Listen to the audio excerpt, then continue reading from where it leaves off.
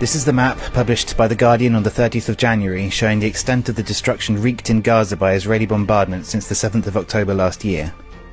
It's shocking enough in itself, but when you cross-reference it with other maps, you begin to get a sense of the way in which the conditions of life in Gaza have been systematically annihilated by Israeli forces. This is a map showing every residential building in Gaza before 7th of October. This is what was left as of the end of January, and of course the destruction continues across the territory, but particularly right now in Rafah. Here is a map of greenhouses in Gaza before the Israeli bombardment. Greenhouses are a lifeline for many Gazan families, providing greater and more secure access to healthy foods.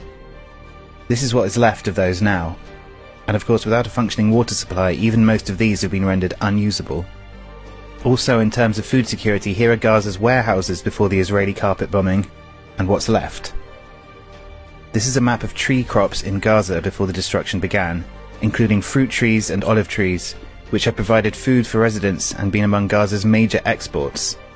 This is what currently remains undamaged.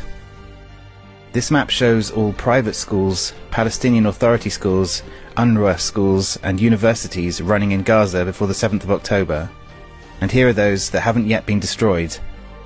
None of these is of course currently able to function as such in any case. Here is a map of major health facilities in Gaza before Israeli forces began to attack them, including prenatal facilities, mental health facilities, clinics and hospitals. And here is what remains. All of this destruction would take many decades to restore, although of course it seems unlikely that those who built and grew all that has been pulverized by the Israeli bombardment will even be allowed to return to do so. One prominent feature of this map emerges when you subtract the destruction caused to built-up areas, which have been more or less annihilated. Here you can see a line of destruction stretching down through the centre of the territory.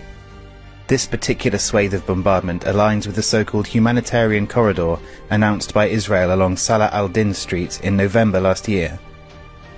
When residents of Gaza City in the north were ordered to evacuate, they were promised safe passage along this street. However, many witnesses have described Salah al-Din Street as a corridor of death and humiliation. Civilian convoys and vehicles have been repeatedly bombed and targeted, and testimonies from dozens of witnesses collected in Gaza by journalist Tarek Hajjaj describe Palestinians having been summarily executed and killed by Israeli snipers, including children, their parents ordered by their murderers to abandon their bodies by the side of the road.